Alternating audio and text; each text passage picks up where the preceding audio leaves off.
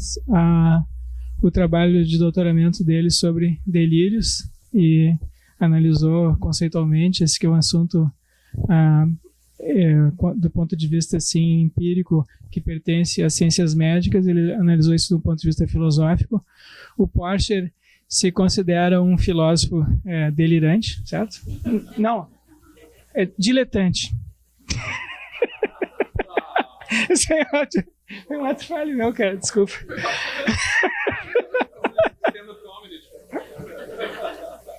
Não, é que tu tinha dito que tu era diletante. Tu tinha dito agora, ele disse pra mim há pouco agora que ele é diletante. Mas isso, pra mim, é uma alegria adicional, porque eu também me considero bastante diletante, me interesso por assuntos bem variados na filosofia, e eu acho que as fronteiras entre a filosofia e as demais disciplinas são artificiais e arbitrárias, e não há limites pré-estabelecidos para o domínio da filosofia. E não há também razão pelo qual a gente deva limitar o nosso interesse filosófico às áreas pré-estabelecidas pelo nosso passado.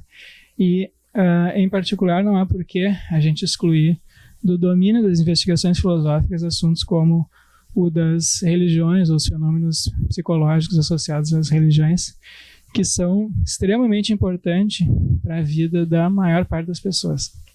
E então o Porcher vai falar hoje sobre ciência cognitiva da religião, e na semana que vem, nesse mesmo horário, mesmo local, ele vai dar fará uma segunda apresentação discutindo o artigo que ele publicou, que foi publicado da autoria dele na revista Filosofia Unicinos, como parte de um dossiê sobre ciências cognitivas da religião, que eu convido vocês a inspecionar, a averiguarem. Está disponível online na revista Filosofia Unicinos. Eu deixei o link disponível para quem estiver interessado na página da disciplina de Filosofia da Religião que eu estou ministrando agora. Depois eu coloco lá na página do Programa de Pós-Graduação em Filosofia. Então, em nome do Programa de Pós-Graduação em Filosofia, do Departamento de Filosofia do IFCH, eu apresento a vocês o José Eduardo Porcher. Obrigado, Rogério, pelo convite generoso. Para quem não é aluno do Rogério, vocês me ouvem bem? Para quem não é aluno do Rogério, o Rogério está dando uma disciplina de Filosofia da Religião na graduação e me convidou para participar como professor visitante, dando 2 aulas. Então, isso é efetivamente uma aula para os alunos do professor Rogério, mas, claro, foi aberto ao público, como deveria ser mesmo. Então, eu fico feliz de ver o Panteão cheio, né? E agradeço a presença de vocês também. E começo dizendo que não sou um especialista em ciência cognitiva da religião.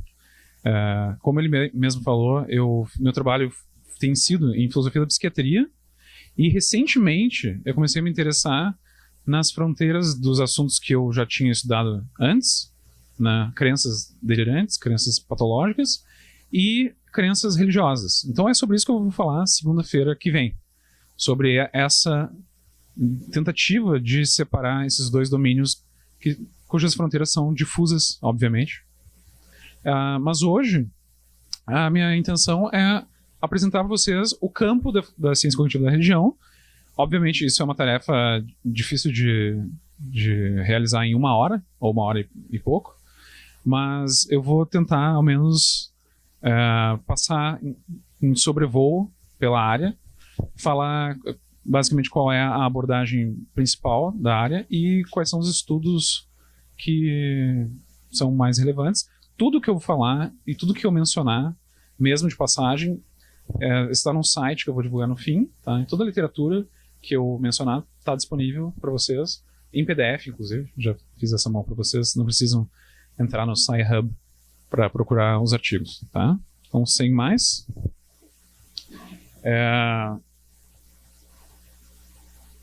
O campo da ciência cognitiva da religião, como o próprio termo já diz, é uma espécie de área que herda vários princípios metodológicos das ciências cognitivas, né? Então, por isso, em muito breves palavras, por ciência cognitiva, o que eu quero dizer é o estudo científico da mente, né? Obviamente existe estudo cientificamente desde antes dos anos 50, mas é normalmente depois dos anos 50 que começa a se usar esse termo, né, a partir do que se chama, às vezes, de revolução cognitiva, dos anos 50, que o Steven Pinker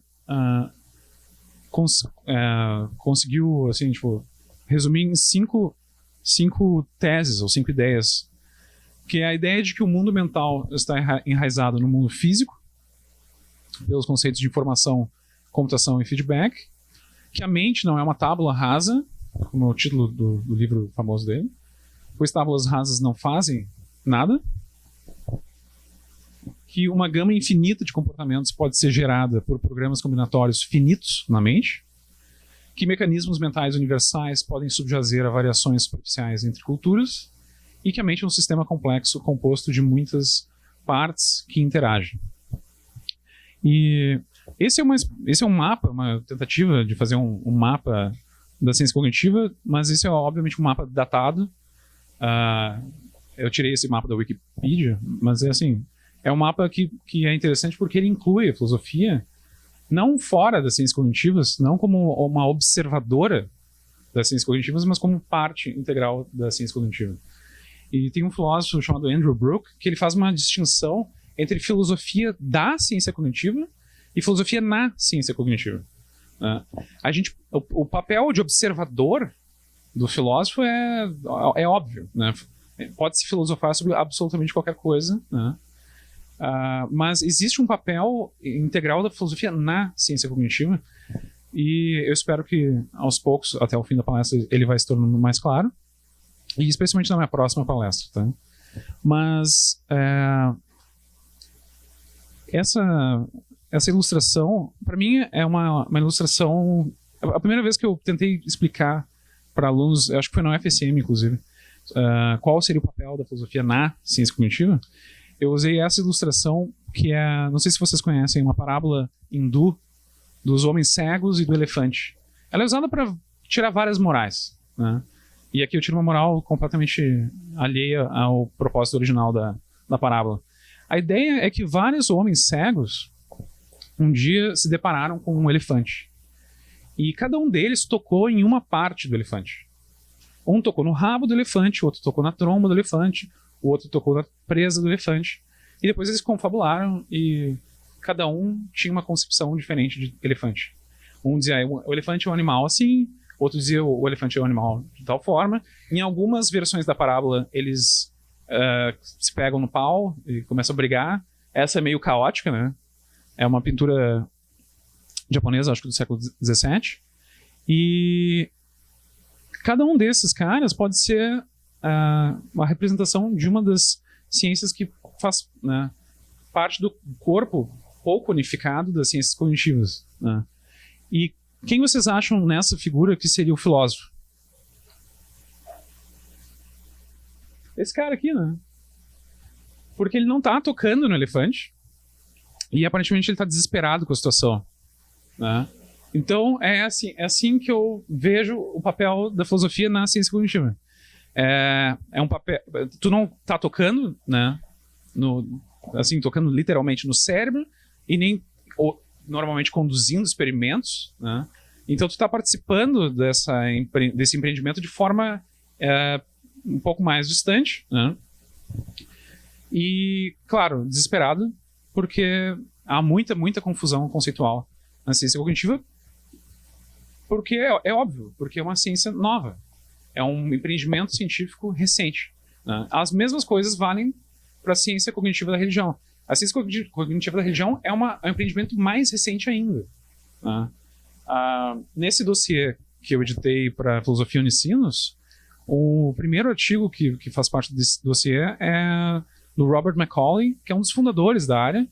Ele é um psicólogo cognitivo que trabalha especificamente com religião, e o artigo dele é sobre os últimos 25 anos da área, que é basicamente desde a fundação da área. Então é uma ciência de 25 anos de idade, ou 30, talvez. E a ciência cognitiva da religião herda da ciência cognitiva em geral alguns princípios que podem ser vistos como virtudes, como, por exemplo, o fato de que cientistas cognitivos da religião não tentam atacar o fenômeno religioso de todo em todo, como uma coisa só, o que seria absurdo também. Então, vários comportamentos e formas de pensamento que podem ser considerados religiosos são estudados, né, sem muito preconceito com respeito ao que seja religioso ou não, né. Se for religioso, algo sobre a cognição religiosa foi encontrado e estudado. Se não for, paciência, você ganhou alguma coisa assim mesmo, né. E essa abordagem fragmentária, então, né, de pouco em pouco, ela acaba tornando a ciência cognitiva da religião um complemento a outros estudos religiosos de diferentes perspectivas, o que é uma instância de uma postura de não exclusivismo explicativo, né? E por que esses estudos sobre os mecanismos cognitivos que recorrem, né, transculturalmente, podem ser estudados de diferentes com diferentes abordagens metodológicas e com uma gama muito, muito grande de coleções de dados. A ciência cognitiva da religião, assim como a ciência cognitiva, acaba também instanciando um pluralismo metodológico enorme. Se usam métodos etnográficos, métodos computacionais, métodos históricos e métodos experimentais, sobretudo. Tá? Eu dei uma disciplina sobre esse assunto, é por isso que eu estou aqui, na verdade. Porque eu dei uma disciplina sobre esse assunto diletantemente, como eu estou fazendo aqui hoje, sem ser um especialista na área, para meus alunos da FAG. E a principal dificuldade dos alunos em entender a ciência cognitiva da religião a partir de uma formação em filosofia é qual seria a diferença entre filosofia da religião e ciência cognitiva da religião. E a forma mais clara e simples que eu posso tornar clara essa distinção é que a ciência cognitiva da religião, por ser uma ciência empírica, se ocupa das causas das crenças e comportamentos religiosos, enquanto a filosofia possui um papel, a filosofia da religião, no caso, possui um papel não descritivo, mas, né, normativo. Então, está preocupado com as razões que alguém pode ter ou deixar de ter para crer em certas entidades ou, né, sistemas religiosos. Bom, a questão fundamental, então, da ciência cognitiva da religião é por que nós acreditamos em deuses. E por deuses eu quero dizer qualquer tipo de entidade intangível, né, que faz parte de um sistema religioso. Deus, ou Deus com D maiúsculo, né, Jeová, etc., ou deuses múltiplos, ou anjos, ou espíritos ancestrais, demônios, etc. Tá? Então, quando eu falar em deuses, pensem em todas essas coisas. Tá? A questão, então, é por quê?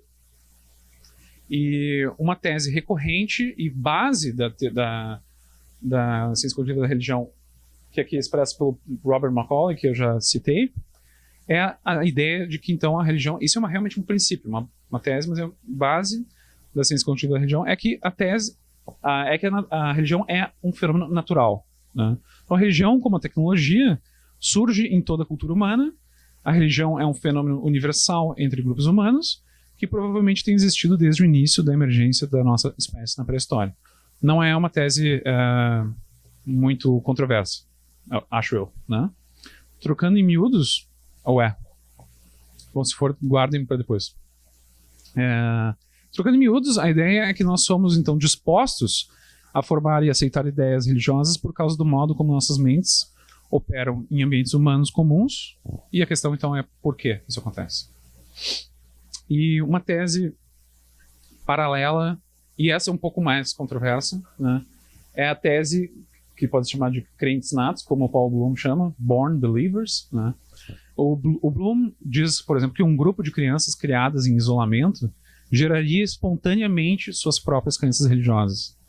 Essa crença é mais forte, obviamente, porque a geração espontânea de crenças é diferente da aquisição de crenças pelo testemunho, por exemplo.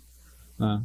Ele está dizendo que se tu pegar um grupo de crianças recém-nascidas e largar elas numa ilha, elas vão desenvolver um sistema de crenças religiosas. Tá? Então essa tese é um pouco mais forte, claro. A gente vai chegar nela daqui a pouco.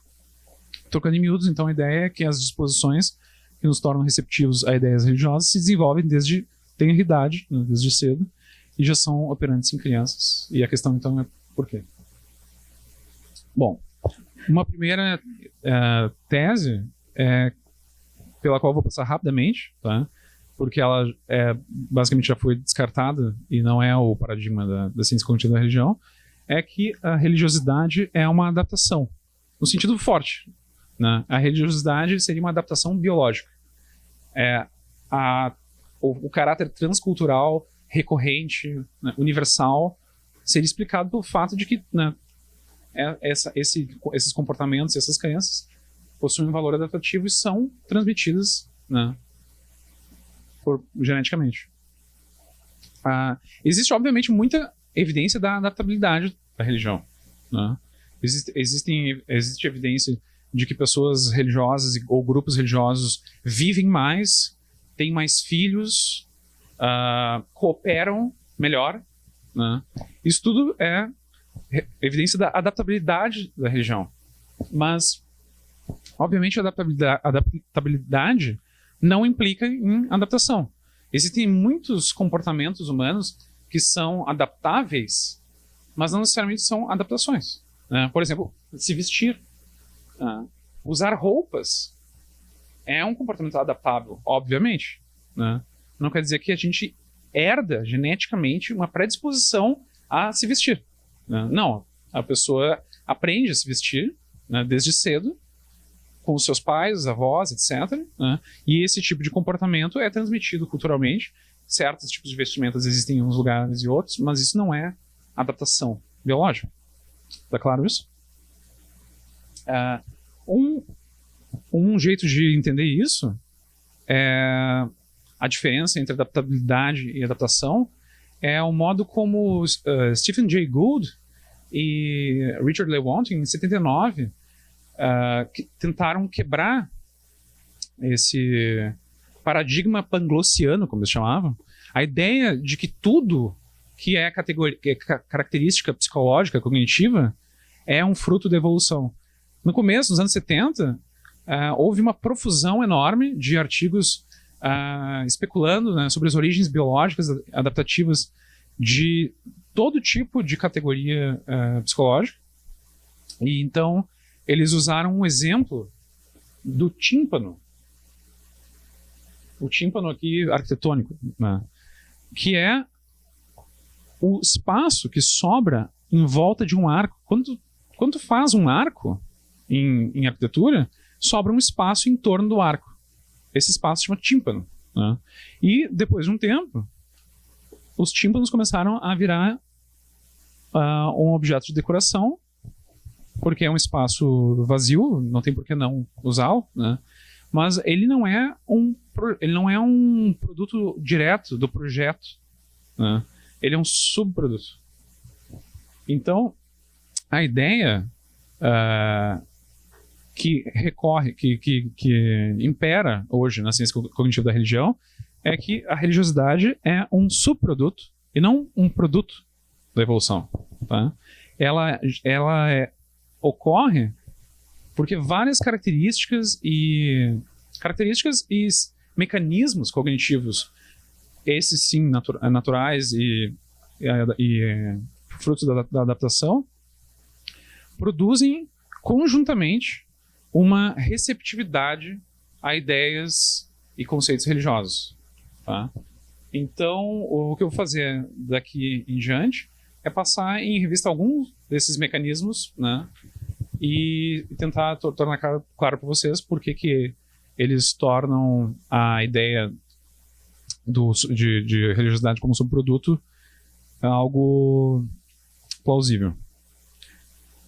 Bom, em primeiro lugar, só as vantagens teóricas da teoria do subproduto já de antemão com relação à teoria da religiosidade como adaptação, em primeiro lugar, é que, como eu falei antes, a religião não precisa ser visto na teoria do subproduto como um todo, né? Como religião não é uma espécie ou tipo natural, né? Como religião é um termo que denota algo como uma semelhança de família antes, né, que uma espécie natural, a teoria do subproduto pode atacar fragmentariamente, como eu já falei, né, a religião e simplesmente lidar com diferentes padrões de pensamento e comportamento que podem contar como religiosos, né?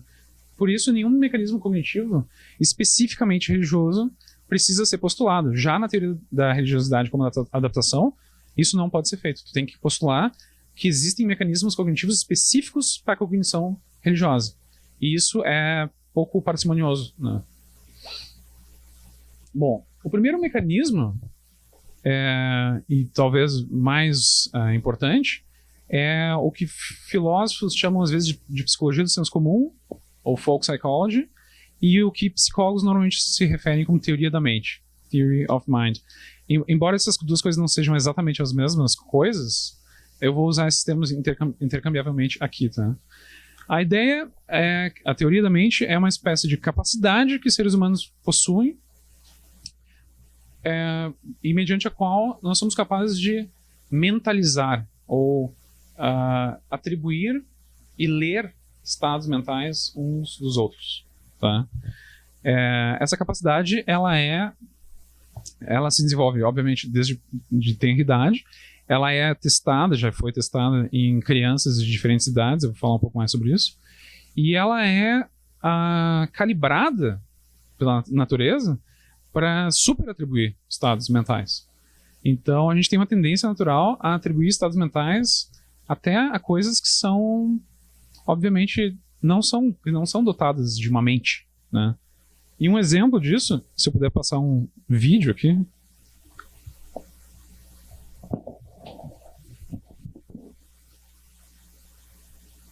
Para vocês.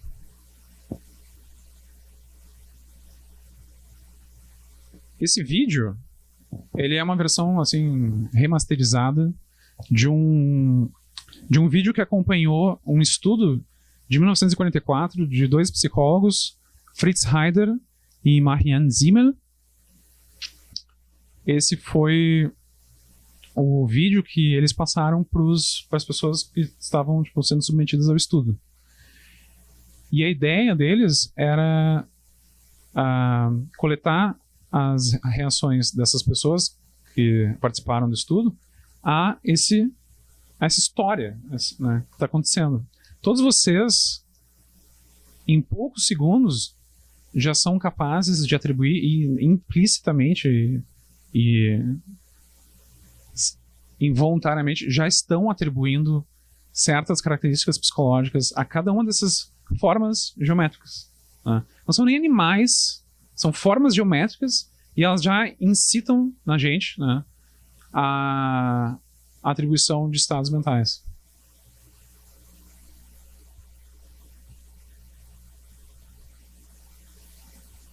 O vídeo tem só um minuto.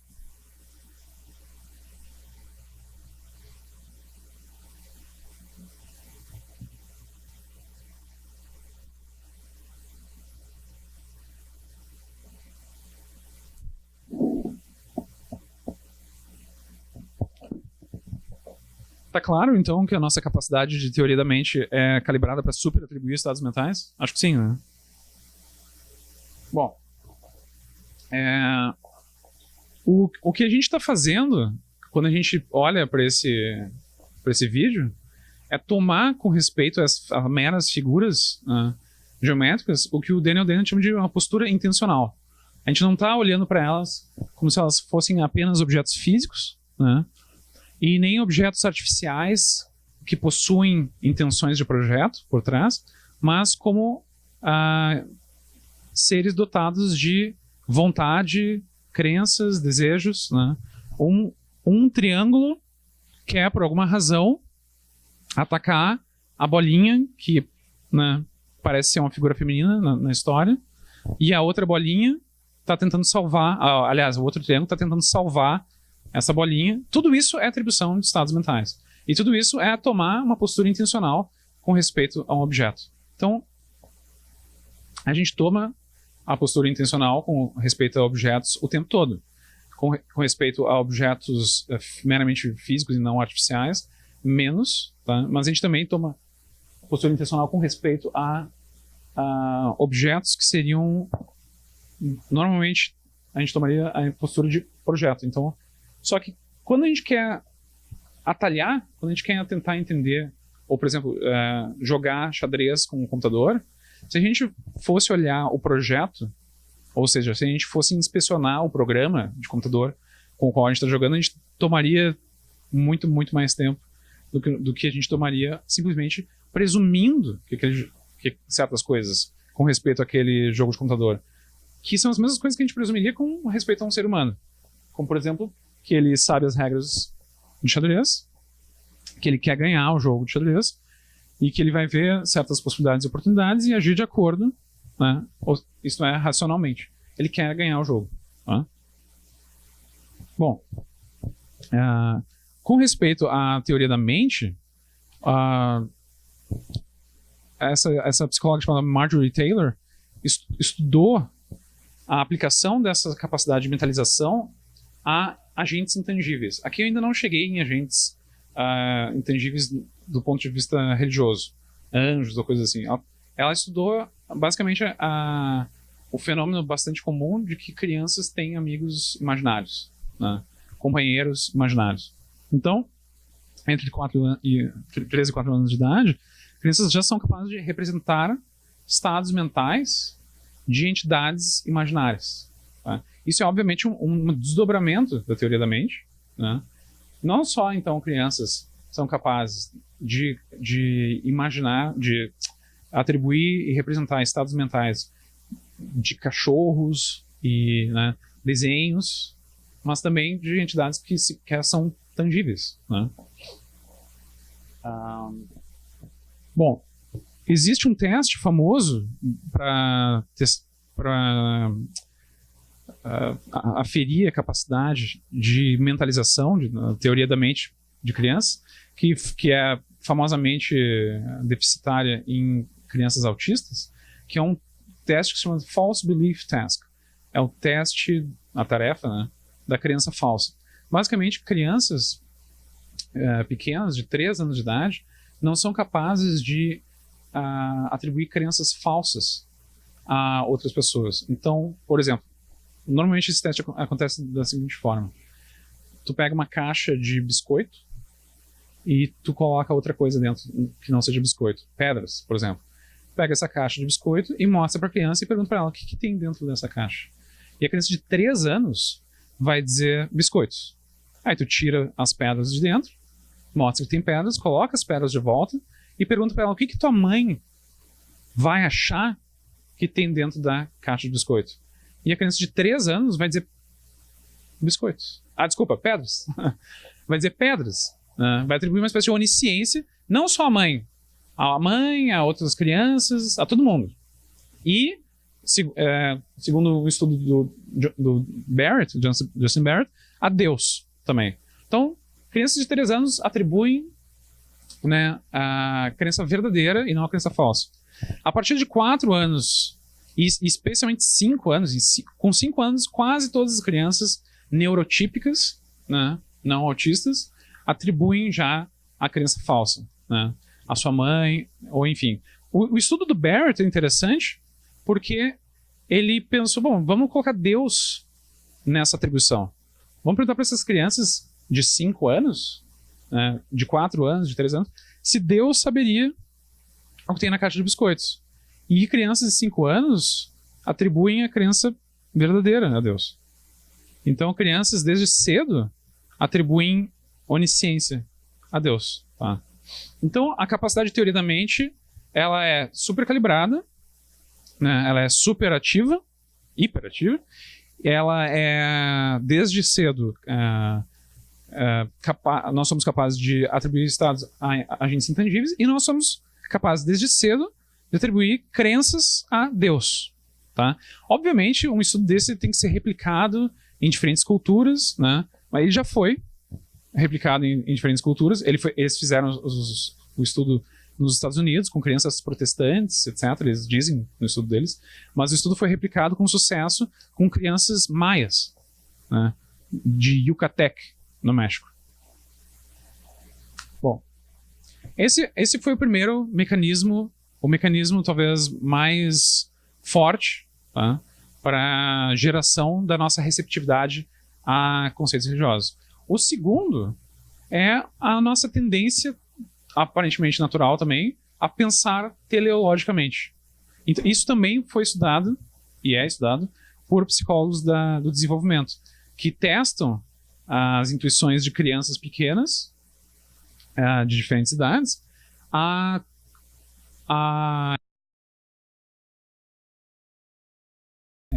ideias de projeto. Então, por exemplo, tu pergunta para uma criança, como a Deborah Kellerman fez, pergunta para uma criança, por que essa pedra é pontuda? E a criança responde para ninguém sentar nela. E por que tem cipós nas florestas? Para os macacos terem algo para se segurar. Essa tendência é forte em crianças e diminui com o tempo, mas não muito.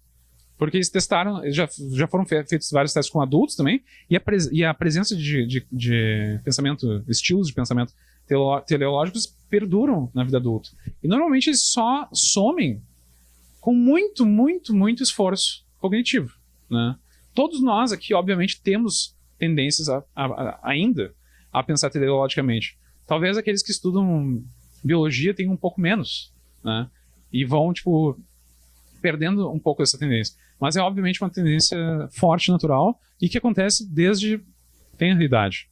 Então, crianças de 4 a 5 anos, segundo a Kellerman, atribuem função não apenas a relógios e bolsos, mas a objetos naturais inanimados, como montanhas e nuvens, e animados, como animais. Então, crianças tendem a pensar em cavalos ou cachorros como objetos com propósito, com funções, né? E mesmo, isso é interessante, mesmo quando se oferece uma opção de não pensar assim. Então, por exemplo, a Kellerman, primeiro ela perguntou para as crianças, para que serve um cavalo? Para que serve, desculpa, por que cavalos existem? Eles existem para a gente poder cavalgar, né? Aí ela dava uma opção não teleológica e as crianças optavam por opção teleológica. Bom,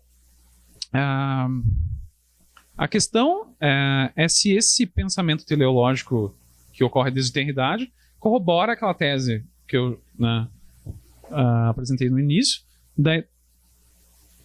dos crentes natos, né, da ideia de que nós somos crentes desde nascença. Como o Paul Bloom diz, se a gente for largado numa ilha deserta, a gente vai espontaneamente, né, ter uma receptividade e gerar crenças religiosas. A gente pode listar 4 pré-requisitos para o teísmo intuitivo. Isso é uma lista da própria Kellerman. A capacidade de manter representações mentais de um agente intangível e a capacidade de atribuir estados mentais a tal agente já estão supostas, né, pela nossa apresentação da teoria da mente. A capacidade de atribuir intenções de projeto a agentes e a capacidade de compreender o propósito de um objeto como derivado de tais intenções é um passo a mais, é um passo importante, e pode ser interpretado a partir de outros estudos, especialmente de um psicólogo israelense, Gil Diesendruck, que estudou a categorização de objetos por crianças. Crianças, normalmente a ideia é que crianças muito pequenas separam, né, categorizam objetos por formato e não por função. Então eles tendem a ver o formato como aquilo que é mais importante para a categorização. Mas, ao invés de ser meramente uma estratégia superficial, o Diesendruck observou que essa presunção rastreia uma intenção do criador, porque eles chamaram a atenção de crianças de 3 anos que artefatos similares em formato possuem funções projetadas distintas, e as crianças então automaticamente começaram a atribuir, a separá-las por função. Então, aparentemente, crianças desde a tenra idade são capazes também de atribuir intenções de projeto. Bom, o que se segue disso, se a gente quiser, é que crianças tendem a ver o mundo não só como fruto de um projeto, né, mas como criado. Bom, o terceiro mecanismo e esse é um pouco mais especulativo e controverso, acho eu, é um certo suposto dualismo nato ou intuitivo, né? a ideia de que mentes podem operar distintamente do... Bom, esse é um assunto que, para uma plateia de filosofia, eu não preciso entrar em grandes detalhes. Obviamente, todo mundo aqui deve ter ouvido já falar em dualismo mente-corpo, né? Não precisamos entrar em grandes distinções conceituais. A ideia é basicamente que, desde tenridade, mais uma vez, nós tendemos a ver, supostamente, mentes e corpos como substâncias distintas. Tá? E o papel disso para a geração de crenças religiosas seria aumentar a plausibilidade intuitiva da existência de agentes incorpóreos como deuses, espíritos e outras coisas do tipo. Tá? Para a gente caracterizar dualismo, um dualismo intuitivo, tá? nessa discussão, a gente precisaria que seres humanos possuíssem uma disposição cognitiva para representar corpos como físicos e mentes como não físicas, que seres humanos representassem corpos como físicos e mentes como não físicas automaticamente, e que fosse padrão seres humanos representarem corpos como físicos e mentes como não físicas. Há evidência que aponta na direção disso, embora não sejam evidências assim, tão fortes quanto eu acho que o Paul Bloom gostaria. Tá? A evidência que o Paul Bloom oferece vem de um estudo que vai estar no site, que eu vou disponibilizar para vocês depois, no fim, do Jesse Bering e do David Bjorklund, que fizeram uma espécie de teatro de marionetes para várias crianças. Tá? Nesse teatro de marionetes, um jacaré come um rato e o rato morre. Tá? É isso que está suposto. Então eles mostravam essa cena para várias crianças, perguntavam para elas se elas entenderam que o ratinho morreu. Sim. E aí então eles começavam a fazer uma bateria de perguntas sobre o rato. O rato morreu, certo? Tá, e agora? O rato tem fome? O rato está pensando sobre o jacaré? Perguntas desse tipo. E esses aqui são dois grupos de perguntas. Eles fizeram vários outros tipos de perguntas, mas eles notaram no primeiro estudo, esse é o segundo, eles notaram no primeiro estudo que perguntas psicobiológicas, e especialmente perguntas de cunho cognitivo, né, pontuavam maior em continuidade ou menor em descontinuidade. Eles estão usando aqui descontinuidade, né? Mas basicamente, quanto mais novas as crianças, mais tendências, maior tendência elas têm a atribuir continuidade de estados cognitivos, né, para o ratinho. Então, por exemplo, estados cognitivos. Ele está pensando sobre o... eu chamei de jacaré, mas é um alligator. Eu não sei como é que... Crocodilo, obrigado. O crocodilo. Ele está pensando no crocodilo, né, que crianças de jardim de infância, né, atribuem uma descontinuidade muito menor do que crianças, né, no fim dos primeiros anos de escola. Então, a ideia do Paul Bloom é que nós temos uma tendência natural em tenridade a acreditar na continuidade, né, da vida psicológica ou cognitiva, e que ela vai depois diminuindo por influência cultural, etc, né? E que isso, então, seria uma evidência forte de um dualismo intuitivo. Tá claro? Por que é isso? Tá. É claro que essas evidências não são assim tão fortes. Existem vários indícios de que, ao menos em algumas culturas, mentes não são vistas necessariamente como uma substância distinta, né?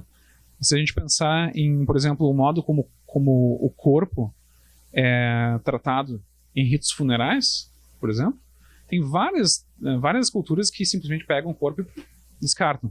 Mas tem outras culturas que dão uma importância absurda para o corpo, né?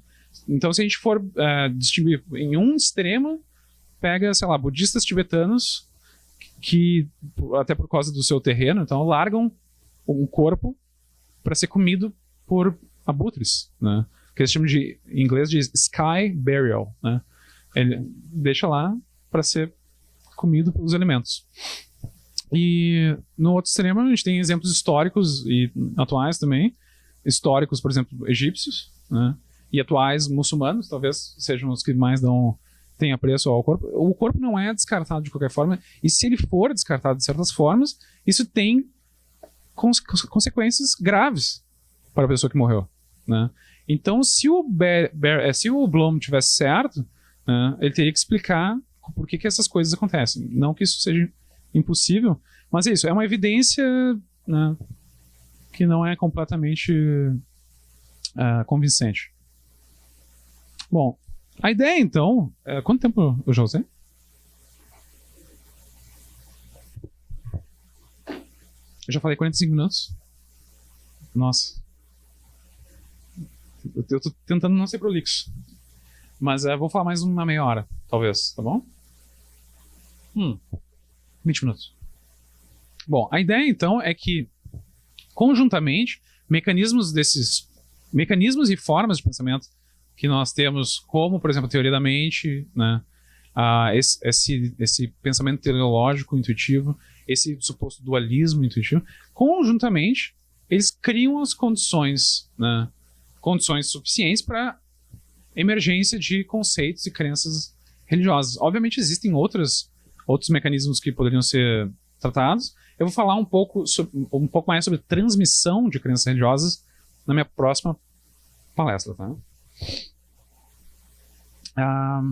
Mas então a ideia é que, eventualmente, o espaço conceitual com um formato de Deus, como diz o Justin Barrett, é preenchido por essas formas de pensamento. E então emergem crenças e comportamentos religiosos. Bom, essa abordagem deixa em aberto várias questões, imagino eu. Mas uma delas é: se nós somos teístas intuitivos, crentes natos, né, o que explicaria a prevalência atual, especialmente, de ateísmo ou descrença ou irreligião, que eu acho que é um termo mais útil, às vezes, porque existe muita gente que não é ativamente ateia, simplesmente não está nem aí, né? E até se cunhou um termo apateísmo, né? O apateísmo é a melhor posição, na minha opinião, porque é a posição de quem não está nem preocupado com o assunto. Que maravilha, né? Deve ser muito bom viver assim. De apatia, mas é um apateísmo. É uma despreocupação com o estatuto da existência de Deus, né? Eu acho que deve ser muito agradável.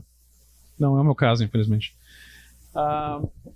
Bom, o que explicaria então o ateísmo, a descrença, nesse quadro, né, conceitual?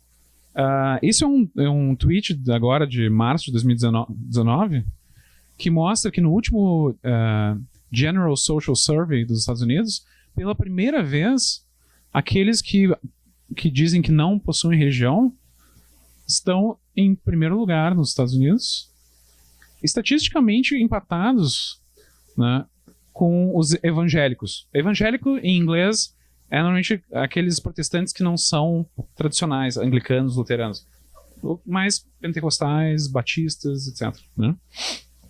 Então, eu fiquei surpreso, sinceramente, com esse resultado.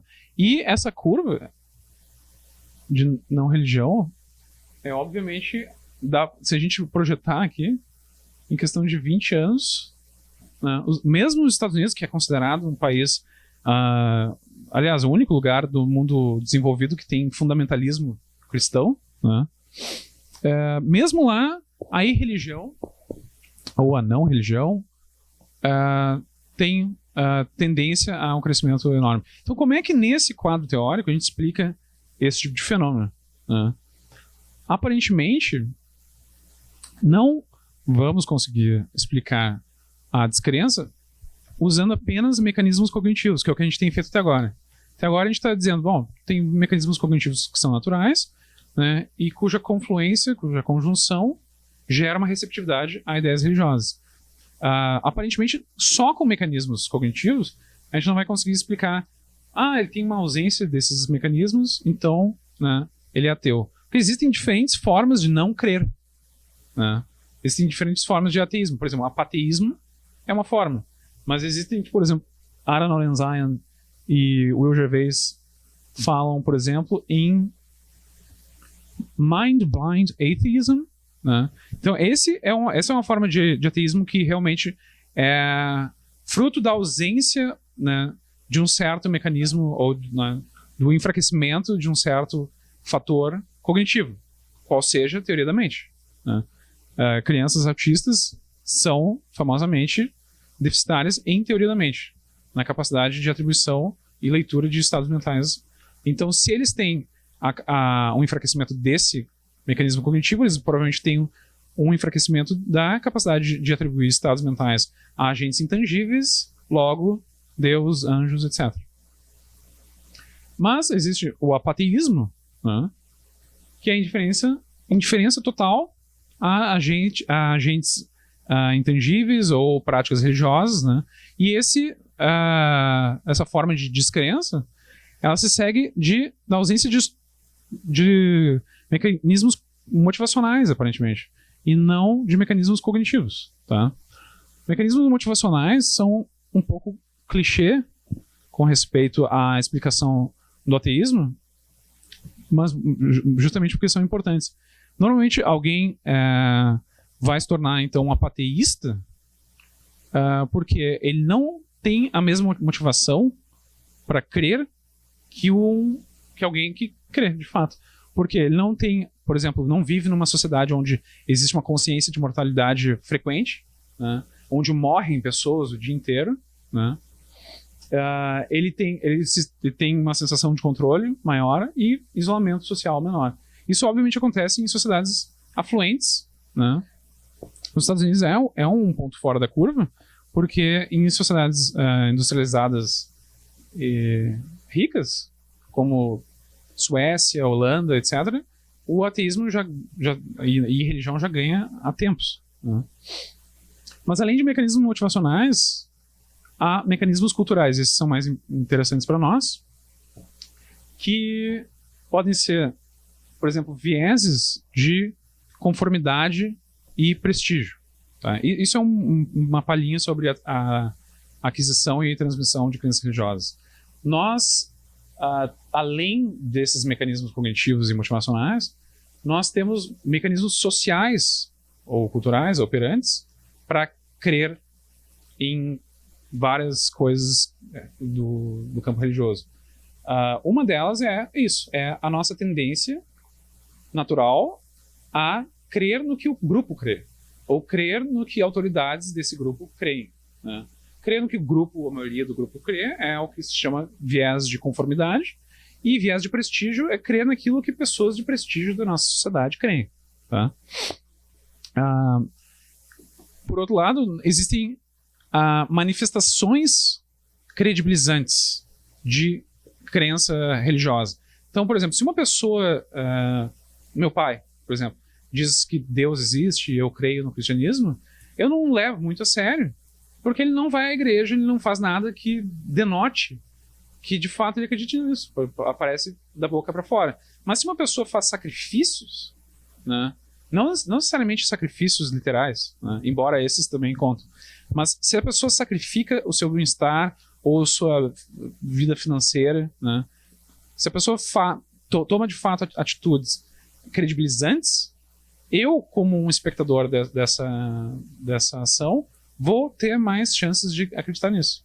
Então isso também está por trás, a ausência, na verdade, disso, também está por trás de certas formas de ateísmo, como o apateísmo, e o que o Lorenzayan e o Gervais chamam de incredulous, por causa de creds aqui, né, que são as manifestações credibilizantes, incredulous atheism, né? É uma indiferença causada pela falta de manifestações credibilizantes. Então, por exemplo, a Suécia, por exemplo, é um bom exemplo. A Suécia é um país onde existe uma religião institucional, que é o luteranismo, né? Mas ninguém tá nem aí. As pessoas vão à igreja para casamentos e batismos, mas ninguém quase frequenta a igreja, ninguém cresce praticamente vendo pais indo todos os fins de semana e sacrificando os seus domingos, etc., né? Então as pessoas crescem com uma indiferença, né? por falta de manifestações credibilizantes. Bom, segunda questão em aberto e essa é uma questão já indo mais para o terreno filosófico, provavelmente, é se o estudo científico da religião menospreza ou diminui a importância ou o estatuto das crenças e sistemas religiosos, né? Esse é um ponto, obviamente, delicado, né? Eu falei sobre esse assunto na minha primeira aula do semestre, quando eu falei sobre esse assunto, até porque eu dou aula numa instituição jesuíta, então eu já cheguei, assim, colocando panos quentes já na primeira aula. Tipo assim, não tô aqui para, né, atacar as convicções de ninguém, obviamente. Muito pelo contrário, acho que a ideia de que estudar o fenômeno religioso do ponto de vista psicológico, científico, não menospreza, não diminui a importância de modo algum, né? Só menospreza ou diminui a importância se tu já, implicitamente ou explicitamente, acredita, por exemplo, que a religião vai e deve ser substituída pela ciência, né? Como se ciência e religião fossem formas de explicar o mundo completamente incompatíveis, né? Então é uma ou outra, né? Ou tu é religioso, ou tu é cientista, não tem como fazer as duas coisas. E essa é a posição, não é uma posição descritiva, é uma posição normativa, né? Que é a posição normativa de novos ateus, como se chama, né? Dennett, Dawkins e Harris. Quem mais? Tem mais um? Tem. Hitchens. Ah, sim, pô, eu gosto tanto do Hitchens, menos desse livro. Esse livro é horrível. Isso, exato. Exato, eles colocavam Hitchens nesse pacote, mas eu nem penso nele, porque não tá no pacote. Embora esse livro seja ruim. Mas enfim, isso é a opinião pessoal.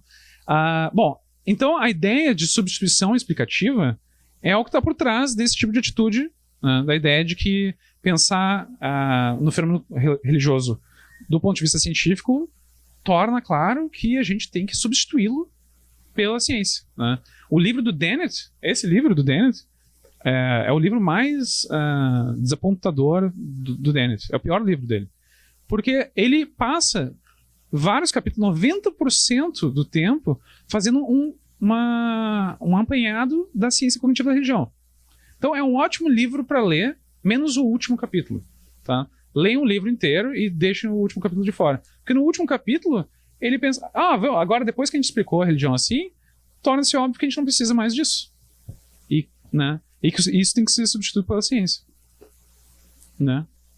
Bom, existe outra forma de pensar sobre o assunto, que é uma forma mais respeitosa e interessante. Também é um modelo normativo, não meramente descritivo, que é a ideia de, como diz o Stephen Jay Gould, non-overlapping magisteria, né?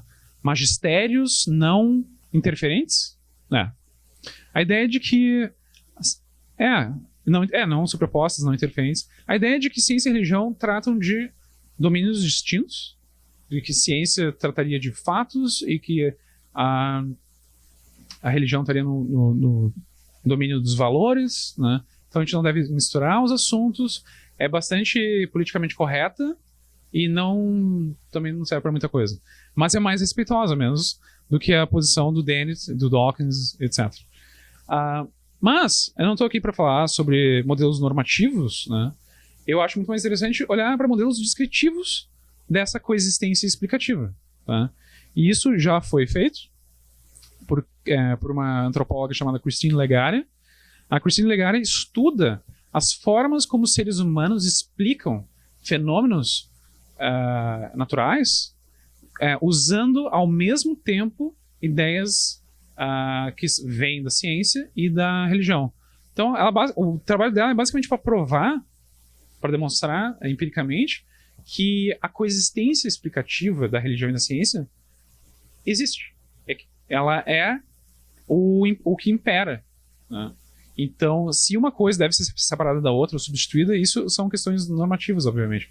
O que ela está fazendo é descrever essas formas de pensamento, e essas formas de pensamento acontecem com diferentes com respeito a diferentes áreas do pensamento biológico. Uma forma de pensar sobre isso é a coexistência explicativa de criacionistas da Terra jovem, que são pessoas que acreditam que a Terra existe a Terra não, o mundo, né, existe há menos de 10 mil anos, normalmente 7, 6 e pouco, né? Literalistas bíblicos, quase ninguém é um literalista bíblico, menos gente ainda é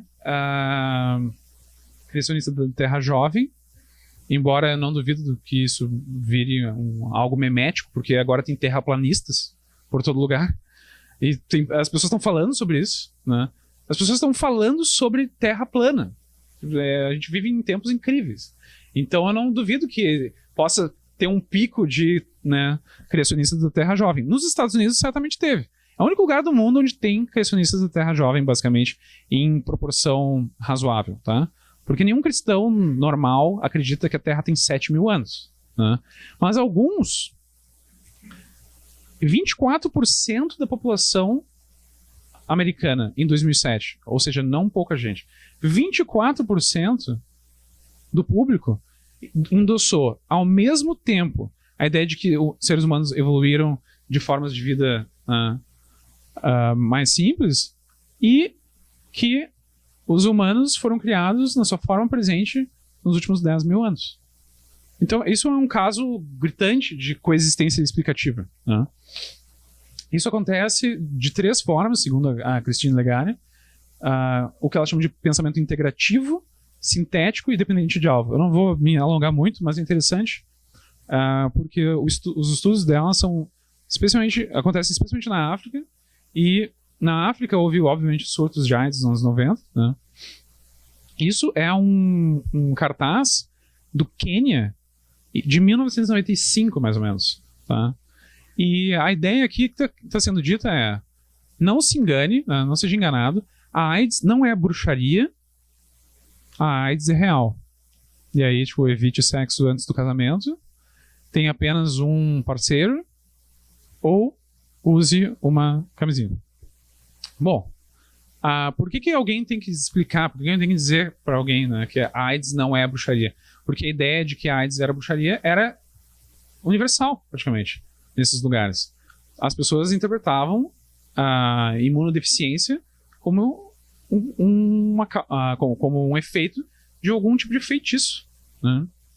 E aí a Christine Legare foi estudar as formas como essas pessoas explicavam, né, esse fenômeno. O pensamento integrativo é quando 2 explicações distintas são integradas em uma única. Então, uma pessoa, por exemplo, que ela entrevistou, falou que uma bruxa pode fazer a camisinha se romper. Ou bruxaria pode fazer com que alguém faça sexo com alguém que tem AIDS. Então, a bruxaria é responsável pela tua copulação com uma pessoa que tem AIDS. O pensamento sintético é quando 2 explicações são combinadas em uma única, né, sem integração explícita. Então, pode ser bruxaria e sexo sem proteção, que é mais ou menos o pensamento que está acontecendo aqui no cara que acredita, né? 10 mil anos e nós evoluímos. E sabe-se lá como isso é possível, né? E, finalmente, o pensamento dependente de alvo é quando 2 explicações distintas permanecem com visões alternativas, sendo recrutadas para explicar aspectos distintos de um mesmo fenômeno. Então, a AIDS é causada por sexo sem proteção. Práticas de bruxaria causam doenças incuráveis com as mesmas características da AIDS, né? Esse tipo de pensamento dependente de alvo é também super comum em figuras religiosas.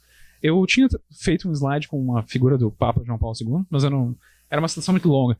Basicamente, a ideia do Papa João Paulo II é assim: ele está dizendo, é óbvio que a gente evoluiu de formas anteriores, né, de vida, mas ao mesmo tempo ele está endossando a ideia de uma alma imortal, né?